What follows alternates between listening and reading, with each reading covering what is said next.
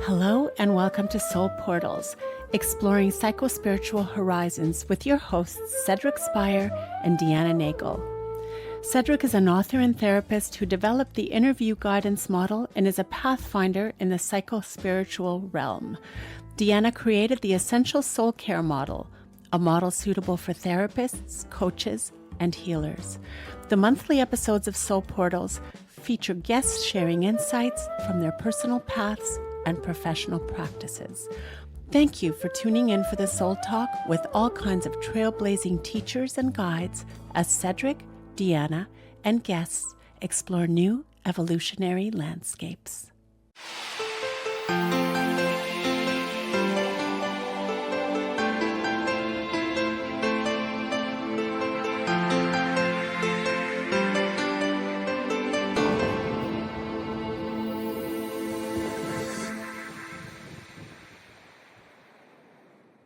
Welcome again, everyone, to this episode of Soul Portals. And Michael Vandenberg is our portal this month, Portal to the Infinite. And the opening invocation that I always say is, may the spirit flow freely through our conversation and this gathering, allowing it to be both energizing and edifying. So to lead off, for people who are completely new to shamanism, we hope you'll learn a lot more about it. But instead of the opening quote, I have basic principles just to introduce you, 6 definitions, if you like, called core shamanic assumptions. And of course, there is a big crossover that we'll get into about how this can inform your helping profession. So here are quick definitions just to set the context. So unity, first one, humans are part of the totality of nature, are related to all other biological forms, and are not superior to them. Next, there are 2 realities: ordinary state of consciousness accesses ordinary reality, and shamanic state of consciousness accesses non-ordinary reality. And shamans are known to be a bridge between the two, going to non-ordinary, bringing it back to ordinary. The universe consists of 3 worlds: upper world, middle world, lower world. That probably corresponds to, well, loosely, because these are all positive, but heaven, hell, purgatory is probably what the Catholics lifted. Souls, members of all species, including humans, but all species have souls. They're personal, enduring spirits. A really simple definition. Okay, helping spirits, which is where shamanism really departs from other, helping paths. So helping spirits, their existence is a real empirical fact. A large variety of types, not all powerful outside of non-ordinary reality, but with shamanic assistance can have a significant impact in ordinary reality, as in healing matters. You got that? Helping. Those are people who are not in the room, but are still there, or beings. And finally, a journey. A shamanic journey, a voyage into non-ordinary reality, especially to the upper and lower worlds, is to seek assistance for healing and divination. So there you go. That's your crash course in shamanism. Before we get into, Michael's journey and what he has to impart with us and guide us through. So, Michael, a little bit about, I guess, how you came to be who you are today. Thank you, Cedric. Yeah, what I have gathered thus far on my journey, if I look back, and also looking back from everything that I have experienced and the wisdom that I have now with me, I have observed that, specifically speaking about my shamanic journey, that I have chosen to incarnate on the shamanic channel. The shamanic or shamanism is one of the channels that you can incarnate in. to be of service in this way. And the most powerful channel that I could choose to incarnate into this existence on this planet, on planet Earth, is the shamanic channel. So that's why I chose this channel. And then to be able to understand the algorithms of this specific Earth game, I put myself through all kinds of traumas, if you want to call it that, so that I can experience what I have observed the three main wounds are, which is the abandonment, betrayal, and rejection, which all leads to all of the expressions of the wound as well.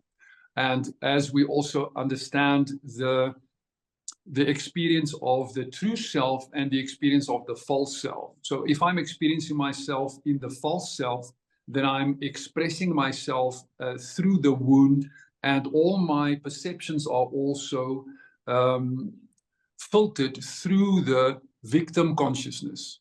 And the only thing that I can experience is the victim, perpetrator, savior, those three archetypes then that I'm experiencing. So my past life is very colorful. My past life, my past existence in this life as only being a victim of my circumstances was quite colorful in experiencing all kinds of traumas.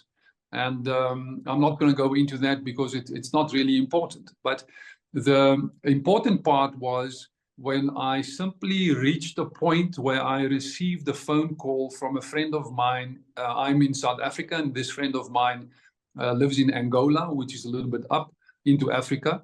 And he phoned me and said that he's coming to South Africa and we haven't seen each other for a while. And he would love to have a dinner with me. And I said, that will be lovely. How long are you going to be here for? And he said, only a few weeks or so. Then he's jumping onto a plane to the Peruvian Amazon jungle. And he's going to go into the jungle, and he wants to go and experience having how it would feel to go into the jungle with some native shamans and take ayahuasca. So I was the question that came to my mind, or the first thing that came to my mind is, are you off your rocker? Are you nuts? You know, the Amazon jungle is no playground. You know, it's you can die there. And I asked him, how did you make this decision? Now, just to put it into context, this colorful past I'm speaking about, I was a drug dealer and a gangster. So I was a part of the underworld, if you can call it that. And this used to be one of my best drug buddies, if I can phrase it this way. And he simply said that he Googled what the strongest drug in the world is, and he wanted to go and experience that. So it was actually quite a funny for me. But yeah, next thing, I get this strong voice coming into my mind and telling me that I will be on the plane with him going into the jungle. And as he's busy this explaining to me, I kind of zone out for a moment, and I just stop him mid-sentence and I say that, I think I'm going with you. Well, long story short, all of a sudden I'm finding myself booking tickets to the Amazon jungle and plane tickets and booking my tour to be with these native shamans now. And I am busy with a dietary preparation so that my body can be cleansed, so that the physical vessel and the emotional vessel and spiritual and all my vessels, because we have 4 bodies, the physical, emotional, mental, and spiritual body. So now I'm going through this process of a 30-day preparation to prepare my vessel to receive the ayahuasca, to receive these frequencies now.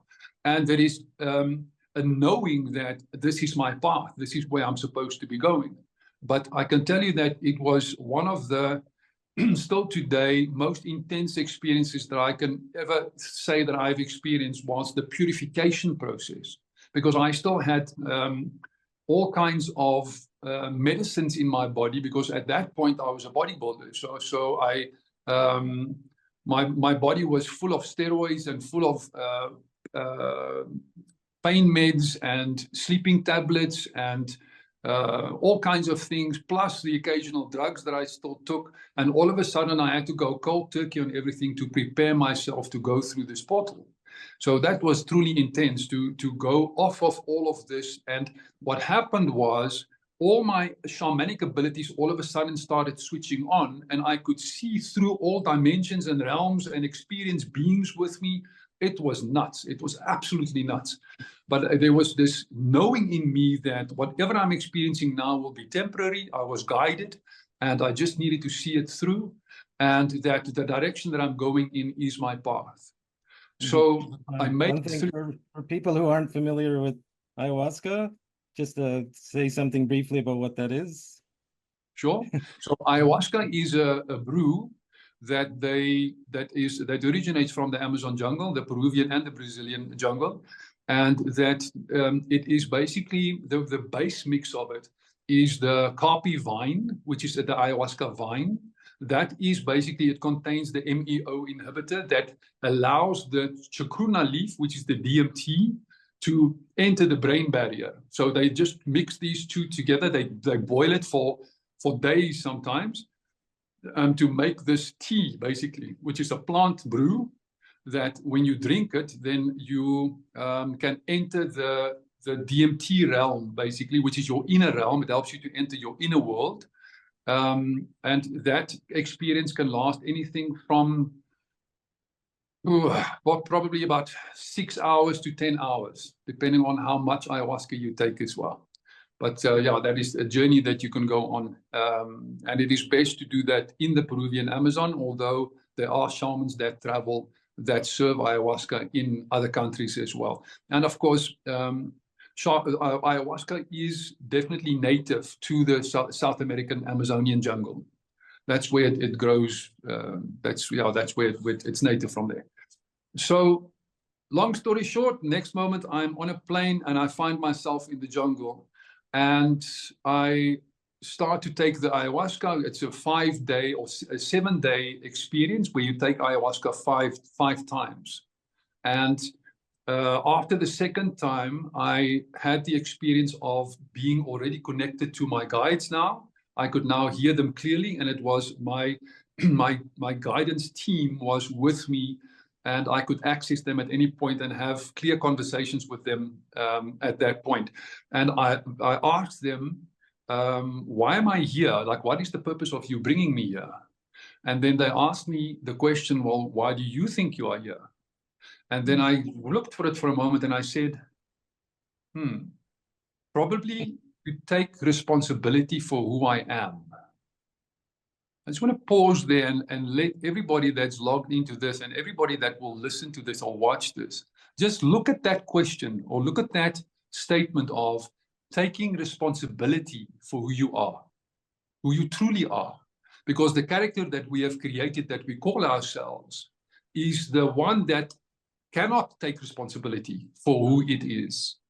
So point being, now I asked my guides, okay, if I'm here to take responsibility for who I am, then what is the next step for that?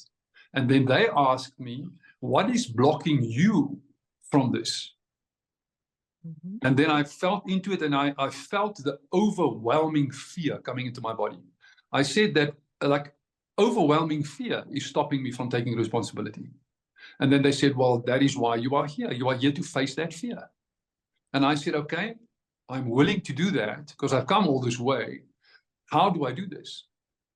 And then they said, well, looking at your current environment, what is the thing in this environment that you fear most? And before I think too deeply into it, I think the thought, a full cup of ayahuasca. As I think the thought, I slap myself on the forehead like this because you're taking spoons full of this stuff. It is extremely powerful medicine. So a full cup of ayahuasca, the fear that it will kill me, it will physically kill me. So that's the fear of death that I now have to face. But as I think this thought, my guides immediately say, well, now you know what to do. So I have to now take a full cup of ayahuasca. By the way, did these guides like have names or identities that you are aware of? I didn't ask, but I felt safe, if that makes any sense. I felt the truth of it. I resonated with it, and I felt that it was truly a guidance team that I felt that has always been with me. It didn't feel like something new to me. It felt like something I just remembered. It felt like I was just home again with my team, and I can now go forward again with them now that I can clearly hear them again. But my frequency was not at a nature where I could access their guidance so easily before. So now that I was purified and my frequency was raised again, it was a lot easier for me to hear them. And that is a tradition or a spiritual practice that's not just with shamanism. If we have a sense of having whatever we call it, spirit guides, I call it my counsel, my spiritual counsel. Mm-hmm. It does feel like when you recognize that team, that they've always been there. Yeah. Thank you for adding that. Yeah, and it is, of course, this journey that I'm speaking of is not my whole experience is not just for a shaman. This whole experience I'm speaking of, every single individual can go through that experience if that is what they feel their path is. Because I've also figured out that, observed is a better way of phrasing it, that the medicine path is not for everyone. It's definitely not for everyone. So if you feel drawn to the medicine path, or you feel drawn to working with a shaman, then you will know that, okay, this is a part of my journey, and there is some information here for me, or there is a gateway that a shaman can open for me to pass through into a higher state of myself. And other people will intuitively feel that meditation or yoga or whatever, there are different paths that we can follow. The shamanic path will not be relevant for everyone, that I've observed as well on my path.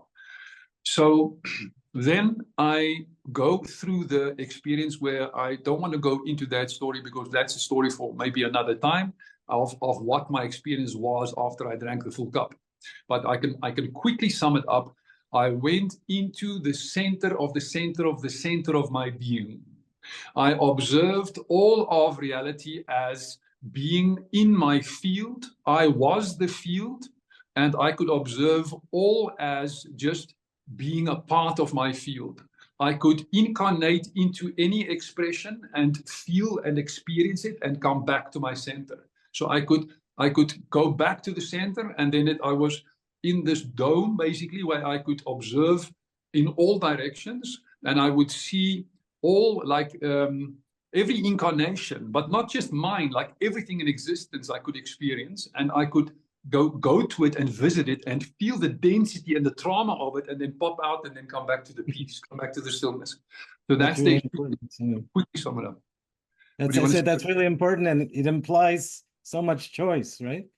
100%. Therapy is all about expanding people's choices, and that's about as expansive as you can get. Yeah. Right? That you have the choice of a karmic situation 100%. That you don't get trapped in. Okay. Yes. And nice. Then also, just to say a quick thing that happened with me after I came out of that, I came back into my body, and I could feel the experience that I then had being back into the physical body was every single cell in my body I was aware of every cell in my body, and every cell in my body had its own individual consciousness. And I could experience that all at once. And then I felt some discomfort around my midsection, and I realized that it was the pants I was wearing that didn't feel comfortable. So I got up and I removed all my clothes, and I felt that this feels more comfortable. So just to share that story with you. And then I just felt that what is it now that I know what I am? And I know that there was zero fear in it, like absolutely no fear. In this current setting, what is it that I would like to do now, seeing as that I know what I am? And I realized that I wanted to go out the door and be with my people, be with the stone people, the standing people of the tree kingdom, the two-legged ones, the four-legged ones, the winged ones, the finned ones, and the creepy crawlies. I wanted to be back in nature. And then I just felt on my way to the door this warm love coming around me. And I heard this voice saying, dude, you're naked. This was one of the Western shamans, the helpers, that then put a blanket around me and guided me back to my chair. And I told him that, yes, I know, but I want to be with nature. And he said that, no, just maybe it's better that I stay in the space. And then I realized, okay, cool, I understand. This is part of an ayahuasca ceremony, and I have to honor the ritual, and I have to stay in my space. So I honored the process. And after that, I have to say this, there was great confusion for me, because now the game was up. Like, I knew now that everything that was happening was just a play I was in. So the confusion that came in was, now I know that I am God, but like, why am I not experiencing the full effect of it yet? Because I thought that I was God, but you were not, if I can call it that. So there was too much ego aspect still involved, that I was still a part of the separation. And there was an elatedness and, an ego aspect. What is the word I'm looking for? Arrogance. An arrogance that was with me first, because of the experience I went through. And it took me, I think, about 8 years to understand the whole process of that, to come out of that ignorance of thinking that there is separation. And I can say that it's been more than 8 years now. It's closer, I think, to 12 or 15 years than that when that experience happened. And I am now only starting to really log into that and understanding that there is no separation. So it's a thought in the mind, but once you start to experience it more deeply, that is when the true magic starts to happen. And that is also common with people who have spiritual awakenings across the board. You know, they have the spiritual awakening, and then they may even have a new sense of abilities, and they don't quite know what to do with those abilities, and it feels like ego attached. Yeah. Instead of it being from spirit. So what you say resonates completely. Yeah, the way I see it is I've observed that the moment that there is an awakening that happens the first time, then the spiritual ego is born. So there is first the death of the human ego, but then the spiritual ego is born, and then there's another death that needs to happen. And sometimes that is most of the time it is a gradual process, and sometimes it can also happen quickly. But yeah, after the death of the spiritual ego, then only real birth happens. So I think that's what they call the dark night of the soul. Sure. Right? Yeah, the dark night of the soul, I think it happens twice, or it can happen more actually, but the true dark night of the soul, I feel we go through twice. So I am still busy with my process of the spiritual ego. I notice many times that the spiritual ego still presents itself, because there is still the one that wants to be important, or the one that is afraid of how other people perceive him. And I do notice that it is not the one observing it, but I still see how I attach to that sometimes. So just to be clear, I'm still in that process of letting go of that. So just to quickly come to the understanding, when I realized I was a shaman, was after that experience, I went home and spent about a year at home, and then realized I needed to get to the jungle as quick as possible.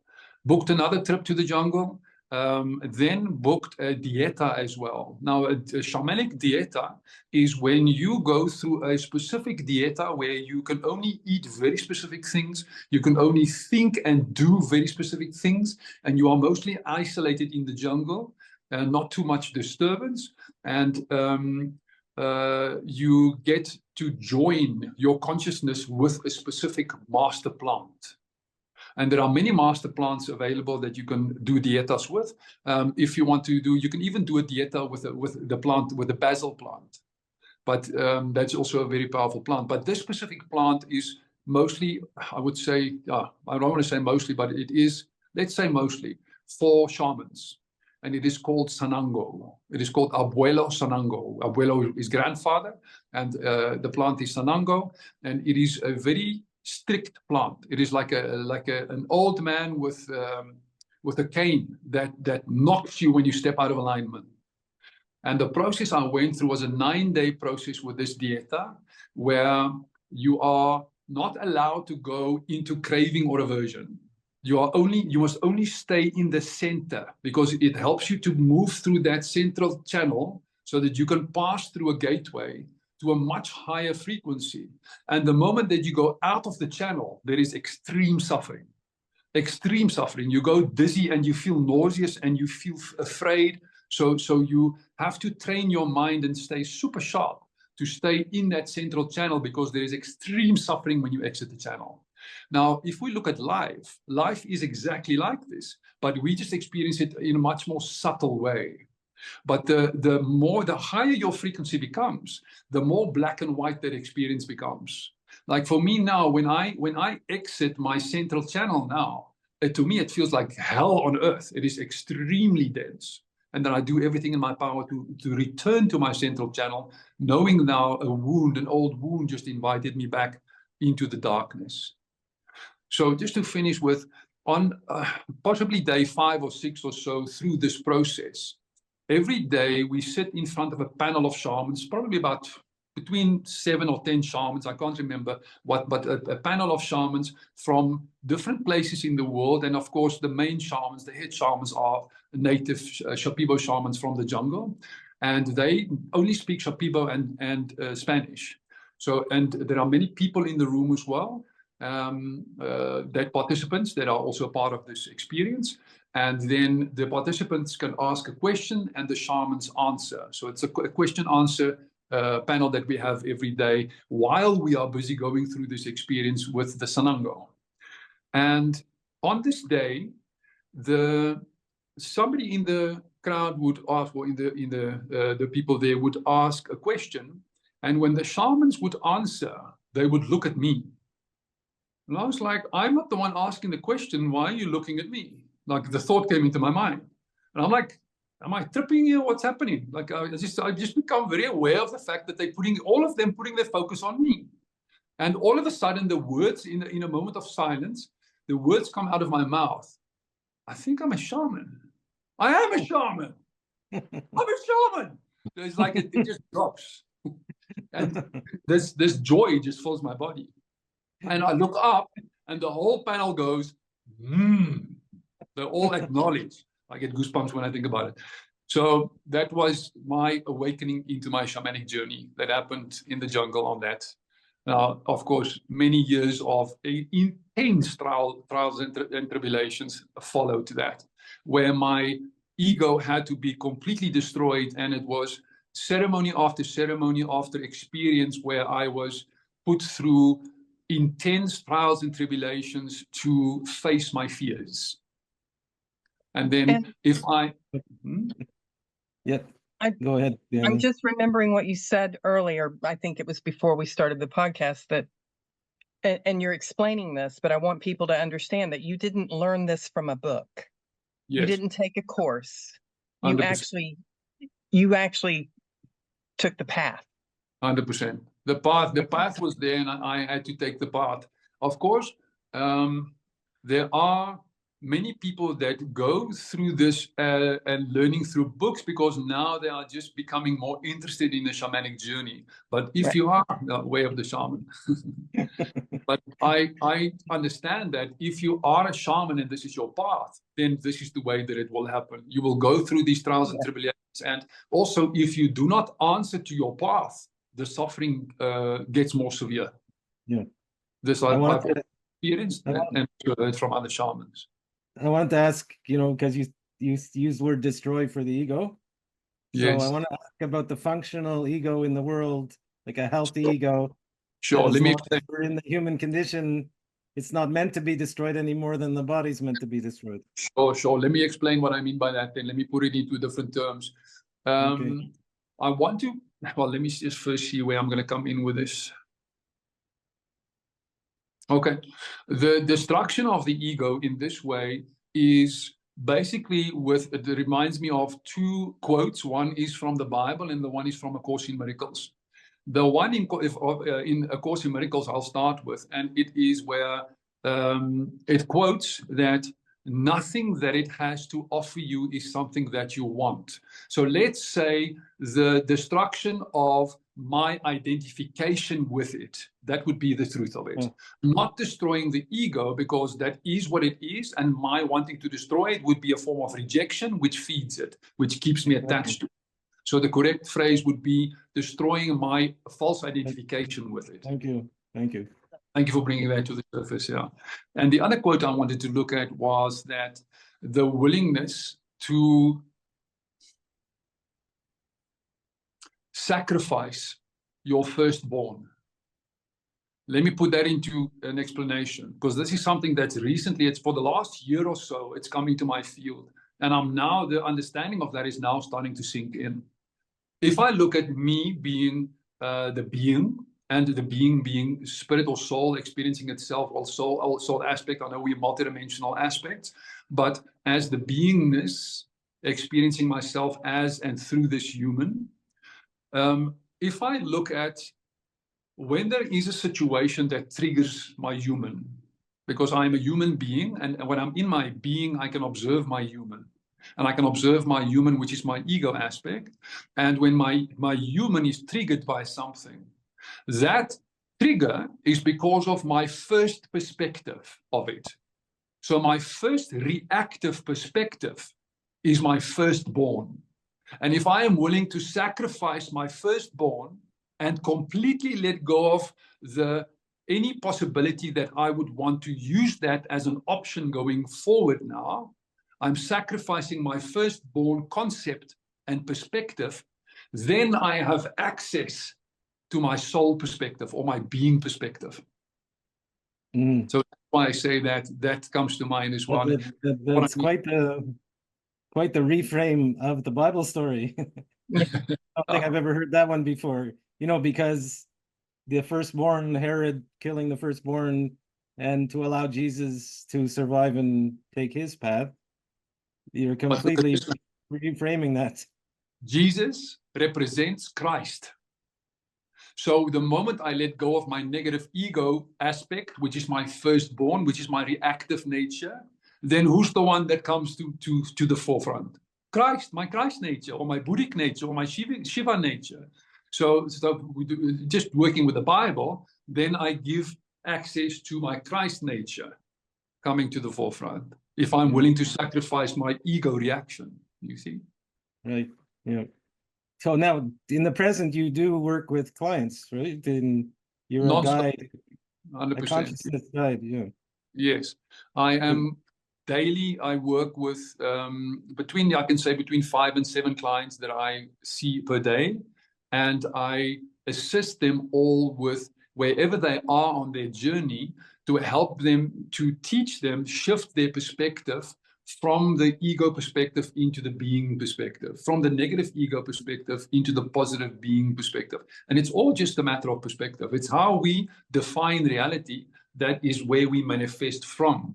And the way that I teach is we are either manifesting from the old algorithm or the new algorithm. And as Paul also said in the Bible, we're either in the old man or the new man. You see? Right. So I help explain to people this. And of course, I also do shamanic journeys.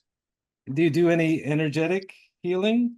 Or is it mainly interactive? Yes, I do interactive, energetic healing as well, where something that is very specific to what I do is I help people to work a little bit with, I don't want to say a little bit, quite intense, with sacred geometry and also metaphysics. So where we all have our Antakarana, which is our rainbow bridge, if you like. And for us, again, to make that connection again to the soul, I help to take people through a process to do this.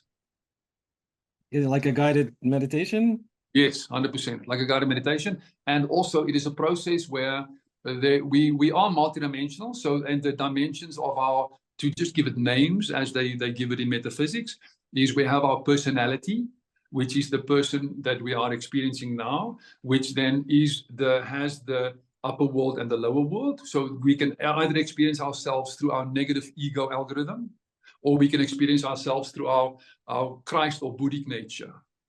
Mm-hmm. So when we do start to make that choice to come out of suffering, we start to reach up. And then the first level that we reach up to is the soul consciousness. We just call that the soul consciousness. And every soul has an expression of 12 personalities. So, and the moment that I choose to connect with my soul, then all other connections are closed, and all of the soul's attention is now put on the one that's choosing to go through. Is that why there's 12 disciples? again? I would say yes. Mm. Because Christ is the soul and the 12 disciples are the 12 different personalities Uh-huh. or the 12 aspects of Christ. Uh-huh. We have a question in the chat. To heal with you, do clients need to take plants as you did? No. Okay. Sure. That is one thing that I offer if it is on your path. But I would say 95% of the people that work with me do not work with the plants. They're just the people that come to me that want to work with the plants. Then that I say, okay, let's work with you a little bit to just prepare your energy and to also prepare all your vessels so that we can see if your energy is ready to go through that experience. Mm-hmm. Can you talk a little bit about your process with a client with shamanic journeying? Because I know a lot of counselors and therapists engage in some of that. And I'm just curious what your process looks like. Thank you. Yes. So first, before I work with anybody with the plants, I first bring them into this office that I'm sitting in now.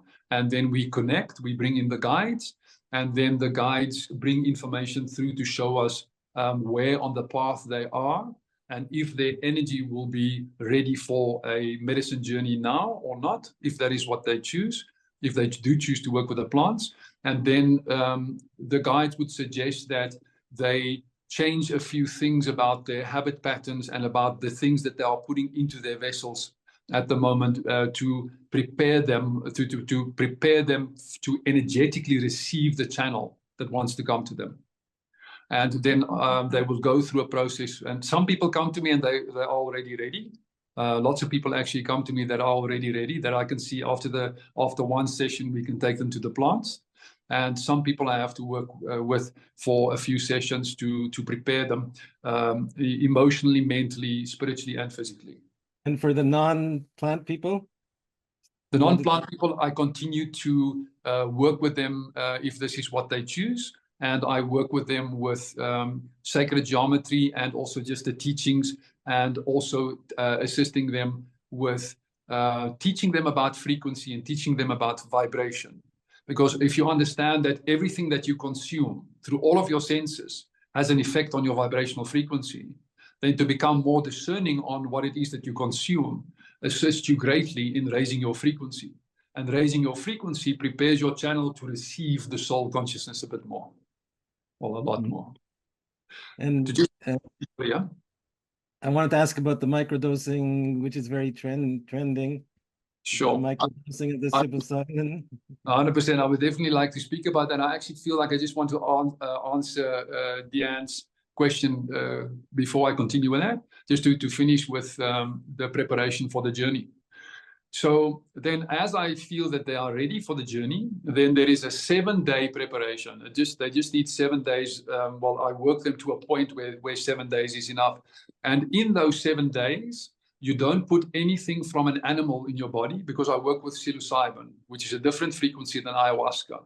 And not that there's anything wrong with eating animals, if that is your path still at this point, and that is your truth, there's nothing wrong with it. And especially for shamans, we do see everything as every plant and every animal, every insect, everything is spirit. So you are killing to be able to live, you kill. That's why we honor everything. Right. So there's no difference in if you're killing a plant or if you're killing an animal. It's just according to where on your path you are, whether you're going to be attracted to put less animal products in your body, because the plants have a higher frequency and you can raise your frequency more if you only consume plants, or if you at least consume a lot less animal products. And of course, now just to finish with the dietary preparation, nothing from an animal. That includes dairy. No sugar, no caffeine, no chemicals of any kind. So no medicines of the world, and no drugs, and no other plant medicines, and so no sexual conduct as well. That is similar. I teach Reiki, and there is a 30-day cleansing period once you've become attuned to Reiki. And I'm sure there are other healing traditions that incorporate this cleansing period. So I find that interesting. That raises the question of prescribed medicines from doctors, from family doctors, for people who have conditions, 100%. If you are still on prescribed medicines, when you come to that point, then you go through a preparation where you are guided through me sometimes, and of course through your own guidance, where you can come out of that. Just by changing your diet, you can heal whatever chronic medical conditions you have. And that is why my partner Candice focuses specifically on that. She works with diets. Let me just see, what is her label, if you have to give her a label. Plant-based nutritionist. Yeah. It's just plant-based. So in other words, you can still do meat, but it's mostly plant-based. And she then assists people to show them the path of changing your diet and changing your habits, which can completely take you out of your illness. Okay. Deanna is an ethicist, so I'm just wondering about the ethics of someone coming off their medication. Well, you must have lots of disclaimers. There is a process. There is a process. And for those of us in the room that are therapists, we have a scope of practice to follow. We have a code of ethics. Some of us have a license. So we already have established guidelines. In fact, I think somebody in the chat says, what happens if a client hits a real crisis point in the work? If that's okay to ask. And so that would go along the same line. If somebody goes off their meds and then they have a crisis and they're working with you. Sure. Yeah, what protects you? A process of redirecting from lawsuits, basically. 100%. I'm with you. So let me answer all of that. Okay. So to finish with the process quickly, so that we can wrap that up. There is also no sexual conduct and this is all for 7 days before and 4 days after. And then as you go through that experience, your preparation and the purity of your vessel will determine the frequencies that you will be able to receive. So the stronger your dedication, the stronger your ceremony process will be, and the higher the timeline is that you will come out on the other side, if I can put it this way. Now, to answer those other 2 questions, where working with the medication in this way, I always take them back to the people that prescribed the medication. And they simply go back to those people and say that this is the lifestyle change that I have now chosen. And all of this is guided by spirit, by the way. None of it is just Michael's opinion or Michael's telling them this is what you're supposed to do. All of it, the guides are with this all the way, because the person will feel guided on what to do, and they will feel safe in what they are doing. There is nothing where they will feel like they are forced to do this. If they are not guided to do this, they don't even come to me. So Right. Spirit is working with all of this. Okay. So and they then, go back to their Western family doctor. Can you just finish that thought? Yes, Like they that go back process? to their Western doctor and simply say to the doctor that, well, mostly if it is psychiatric medicines, then they just tell their psychiatrist that they would like to wean off of what they are busy with, and the psychiatrist shows them the way. And every single time so far, with every person that I've sent on this path, the psychiatrist just simply gives them the information because it is their duty. And they obviously they will give them warnings or so, but again, all of this is guided by spirit, all of it.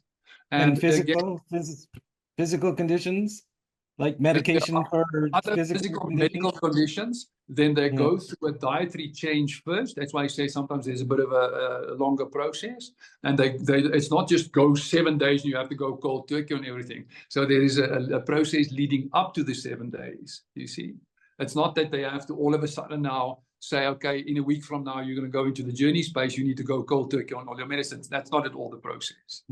They will then be guided again by myself or by my lady Candice, that this is the protocol to follow, to fix the body so that the body can come into homeostasis, so that these medications will no longer be necessary. And that is also a weaning off process. And the people then, they go into that 7-day preparation. Here by day 4 or 5, everything is already different. The moment that they purify themselves from all of these worldly things, they're already in a much, much higher frequency. And by the time they come into ceremony space, they've already gone through their gate. They've already gone through a massive transformation. And by the time that they go into the space, it is a smooth transition. Well, I won't say smooth, but a lot smoother But yeah, sometimes the process can be quite intense because it's basically, so it's a lot of times it's experienced as a death. Right. So And we have about 10 minutes, but I see a Yeah. couple more questions. So I want to make sure just to somebody, finish that, Diana, just to finish this subject here, I have Sure. a question for you. How is Michael protected against lawsuits? Because well, I'm not in South Africa, so I don't know what the rule is there. I can help you with this. I I mean, can help you. so, but quickly, I'm a therapist. I'm a spiritually integrated psychotherapist. I'm working with people who may be in spiritual emergency, and I'm working with people who may have psychiatric emergencies. And there is a defining piece in that to guide the person on a path. But I have to do that within my code of ethics and within my scope of practice, which is another podcast. So, Yeah. okay. Thank you for that. So somebody says, oh, does the sacred geometry create vessels to hold frequency? Vessels. Vessels. Yes. So, okay. Yes. You restructure your energy field. So your because most of our energy fields are out of resonance. So our energy fields are usually distorted because of the things that we consume. And as we clear those, we need to restructure our energy fields again. And then we go into a meditative space that is guided then, that helps you to restructure your field, which then is a building of a vessel. And of course, the Merkaba is one of the vessels, but there are other structures that we build, close structures and fast structures. So you can build structures for the space that you are in, and of course you build structures, and this is all of course in the ethereal realm or etheric realm and also on the astral realm, but you build structures for your space that you are in, and you build structures for the space that your body is in. So your body gets put into this vessel, which then completely changes your frequency, and it assists you to be able to reach and receive higher frequencies. Okay. And then I think the last point was contraindicated for some people, I guess. And I think we covered that because this is a spiritual path and, What about power animals, totem animals? Do you have your own power animal? Yes. Or totem animal? Yes, and actually I've got a few things that I work with, and specifically I've got 3 power animals that I work with in my space. One is a tiger. That's the one I call in when there is trouble, because the tiger, when he comes in, he rips everything apart. Like he'll go and just remove dense energies and entities from the space, but in a very aggressive way. So I don't call upon him too often. Especially the last while, because of my sacred geometry that I've learned, there's not a lot of need for the tiger anymore. And then I've got a spider as well. My spider helps me with my manifestations and also to weave certain webs around my space that I can use. And the other one is the I wanted to say owl now, but it wasn't an owl. Let me just give me a moment. I haven't worked with him so long. Let me just check where he is. No, it is the owl. It is the owl. The owl. I like I said, I haven't used him for quite some time. The one that I used last was the spider, and the owl I used to use to help me with clear vision. The owl can help me with better vision in the space to clear my vision. And of course, if there are other things that I work with as well, like when you do this work, you go into realms where you meet other beings and they gift you with things. Like I've got a trident that I use, and I've received a sword from Archangel Michael. And I've got a pouch that I've received with some sanango and a little scroll that's got the 4 agreements on it that I carry in my heart, and a stone, a malachite stone, a Moldavite stone. So I've got a Moldavite stone and a sacred scroll with the 4 agreements written on it. And what I just mentioned. The 4 agreements from the Miguel, the Totem. Yeah, Don Miguel Ruiz, the 4 agreements. Yeah. The 4 agreements is what I live my life by. All right. We should put that in the resources, that book. Yeah. It's a great book. It is. It was the first book that took me out of the old and helped me to pass through the gate into the new. Because it was explained to me so simply, where if the one is an illusion, then the falseness keeps me in the illusion. So the only way to come into the real is to start operating in the truth. And how do I access the truth? I start to speak it. And then I become impeccability so that I can become the truth. And that is the only thing that keeps me in that realm. Do you work with groups? Yes, I often work with groups. I've got every Monday as well. I've got a group that meditate with me on Zoom as well. And we do usually once a month, we do a group where a bunch of us come together, and it's a lot of new people also that come, but we do a workshop once a month on whatever the current topic is. Like the last topic that I worked with was learning how to work with energies and also how to protect your space and cleanse your space. And the one before that was relationships. And you also work virtually? You do individual and groups? 100%. A lot of my work is virtual, yeah. Can you assess the frequency of a group like this one? Yes. Yeah, go ahead. Sure. Thank you for that. It's quite a mix.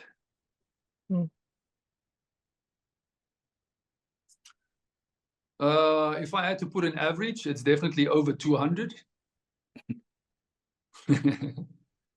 But I do feel a few ones that are above 500 as well. And of course, one or two that are under 200. Yeah, are you using Hawking's method of frequencies? 100%. Yeah. And again, this is nothing to do with ego. This is just what the information is. And there's no good or bad or right or wrong. It just is where we are on our path. Right. That measurement comes from the book Power and Force. Just so people. Yeah. What is the book, so I can put it in the chat?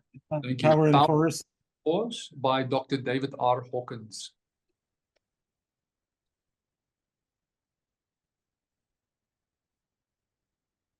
Does anybody, we've got a few minutes. Anybody have a specific question for Michael?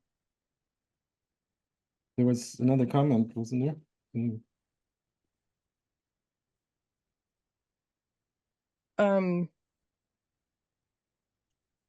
I see somebody said sorry, the chat's moving. When we get in touch with the spirit animal, Yeah. Okay.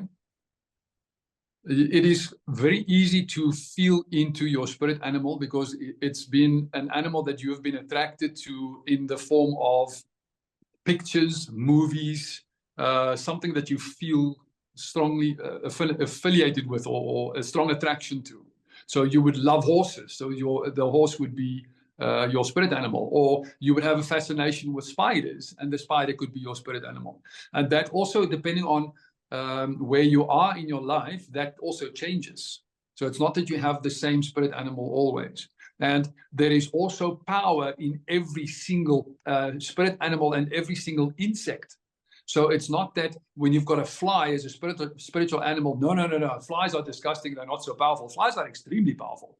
So to understand that whatever you have a liking in and feel drawn to, that could be your spirit animal. And if you truly want to know, you can just go into a deep meditation and simply ask your spirit animal to reveal itself to you. And the knowing will drop in and you'll feel it, you'll know it. Yeah, the other thing about shamanism is that all different parts of the world, the same experiences and traditions arise without any contact with each other. Exactly. Yeah. That's why I say it's a channel. It's a specific channel, and there is only one shaman. And who's that? No, there is only one shaman. You understand? And it is that one shaman expresses itself through all the different channels of people that then connect to that one shaman. Like there is only one Christ channel. You see, and we all then connect either to that channel or we are disconnected from that channel. And again, I'm just using the word Christ because that's the Western name for the central channel. If you, the more Eastern channel would be Buddha, so we would say the Buddhic channel, or we would say the Shiva channel. So it is all just the central channel. You're lucky you weren't around during the Inquisition. Is all I can say. I hear you. Or maybe you So- were. Maybe I was. Probably. I just want to speak just for a second to questions or comments that often come up after we've done a podcast like this. When therapists, who are our primary audience live, are trying to figure out how this impacts their work. And so I just want to say that the reason Cedric and I are here and bring people like Michael to this conversation is because it increases our cultural humility and it increases our spiritual literacy. And that is so important when we are working with other people. So Right. this particular conversation just brought that forth for me, and we've got a minute, and I just want to say thank you, Michael. This is awesome. Because even if it's not our own path, Yes. we're then aware if somebody comes in with similar experiences and that's their path, the more we know about it, the better. Beautiful. Thank you for that. And thank you. It was truly my honor to express my path in this way. And thank you for inviting me. It was beautiful for me. Yeah. Thank you. I usually do a closing blessing, but if you have one, do you have a Thank you. closing blessing for the I would group? love to. I would love to. Yeah. Yeah. Okay. Okay. Thank you all. Okay. If we can all just come into our centers and close our eyes, if you want to follow me in.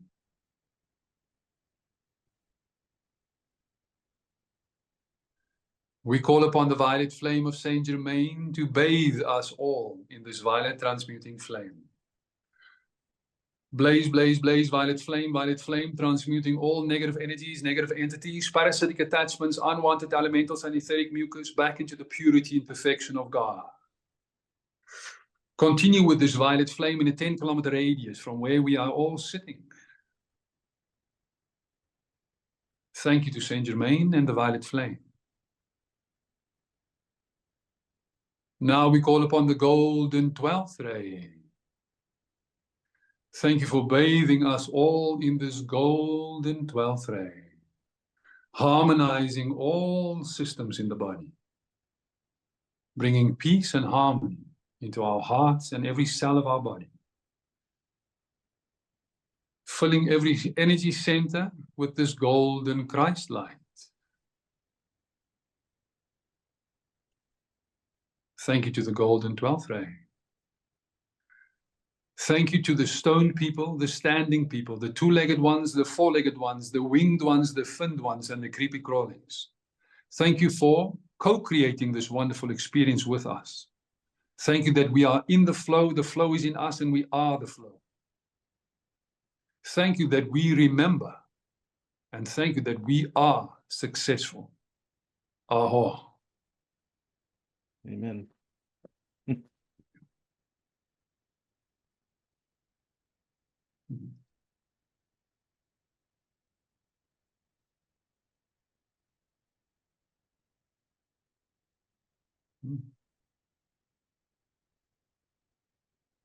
How's everybody feeling?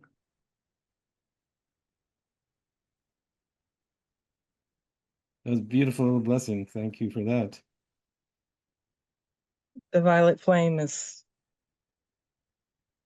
one of my familiar images. It's very powerful. I can feel how this just cleanses and calms the space of everything. I can feel now how this whole space is feeling different. Everybody feels quiet and calm. Well, a lot calmer than what we did before. Howard, thank you. The beauty of information and how information empowers us. Speaking of information, if people want to follow up with you individually or in groups, we'll put the links for them to find you. Thank you. Yeah. Thank you so much. Now, I think my telephone number and my website is my email address will be on my website as well.